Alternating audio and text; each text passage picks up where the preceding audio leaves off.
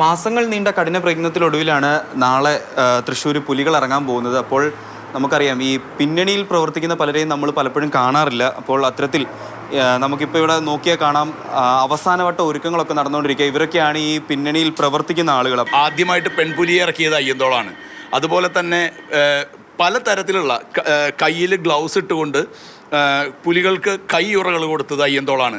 പുലിപ്പാതുകം കൊടുത്തത് അയ്യന്തോളാണ്. അതേപോലെ തന്നെ ട്രാൻസ്ജെൻഡർ പുലി ആദ്യമായിട്ട് ഇറക്കിയത് അയ്യന്തോളാണ്. അപ്പോൾ എല്ലാ വർഷവും അല്ലെങ്കിൽ എല്ലാ വട്ടവും ഏതെങ്കിലും പ്രത്യേകതകൾ കൊണ്ടുവരാൻ അയ്യന്തോൾ ശ്രദ്ധിക്കാറുണ്ട്. ഇപ്രാവശ്യം നമ്മൾ ചെയ്യുന്ന 2 പ്രത്യേകതകളാണ്. ഒന്ന്, ഇതുപോലൊരു കൊട, പുലിക്കൊട തയ്യാറാക്കുകയാണ് ഇപ്രാവശ്യം അയ്യന്തോൾ ചെയ്തിരിക്കുന്നത്. ഒരു കൊട പിടിച്ചു കഴിഞ്ഞാൽ സാധാരണ എല്ലാവർക്കും അതൊരു മറവായി മാറും.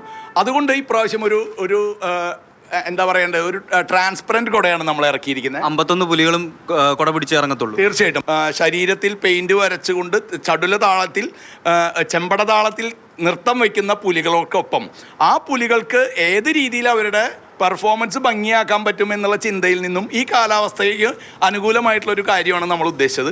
അതുകൊണ്ട് തന്നെ പുലിക്കുട എന്ന് പറയുന്ന ഒരു കൺസെപ്റ്റ് നമ്മൾ കൊണ്ടുവന്നു.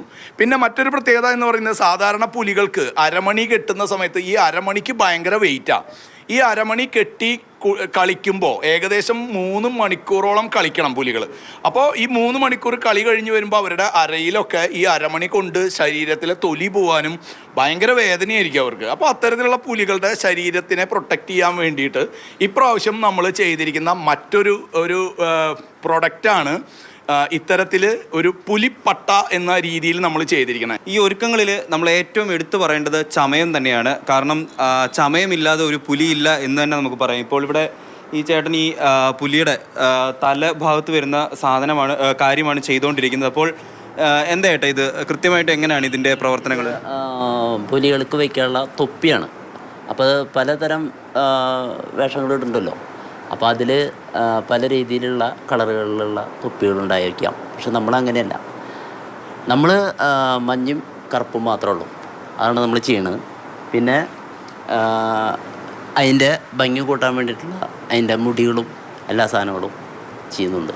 ചമയത്തിൻ്റെ എല്ലാം പ്രധാനിയാണ് ഈ ഇരിക്കുന്നത്. അപ്പോൾ ഈ ചമയത്തിനെ പറ്റി പറയുമ്പോൾ നമ്മുടെ ഈ മുഖം മൂടി തൊട്ടിട്ട് ട്രൗസർ വരെ ഒരുപാട് കാര്യങ്ങളുണ്ട് ഇതിനകത്ത് വരുന്നത്. എന്തൊക്കെയാണ് പ്രധാനമായിട്ടും നമ്മൾ ഈ വർഷം ശ്രദ്ധിക്കുന്നത് ഇതിന് വേണ്ടിയിട്ട്?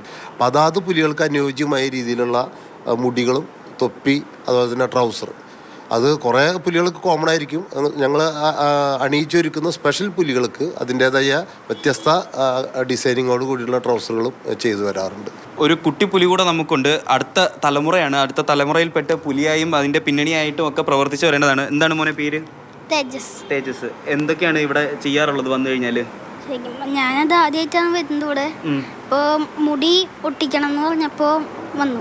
ഇപ്രാവശ്യം 9 ദേശങ്ങളാണ് ഈ പുലികളിക്കായിട്ടുള്ളത്. 9 ദേശങ്ങളും അവരുടെ പിന്നണിയിൽ അത്രയധികം കഠിനാധ്വാനം ഇട്ടുകൊണ്ടേയിരിക്കുകയാണ്. അവർ പ്രവർത്തിച്ചുകൊണ്ടിരിക്കുകയാണ്. ഈ വർഷം ആര് കപ്പിൽ മുത്തമിടുമെന്ന് നമുക്ക് കണ്ടറിയാം. നിഖിൽ ജോസഫിനോടൊപ്പം നിതിൻ തോമസ്, മാതൃഭൂമി ന്യൂസ്, തൃശ്ശൂർ.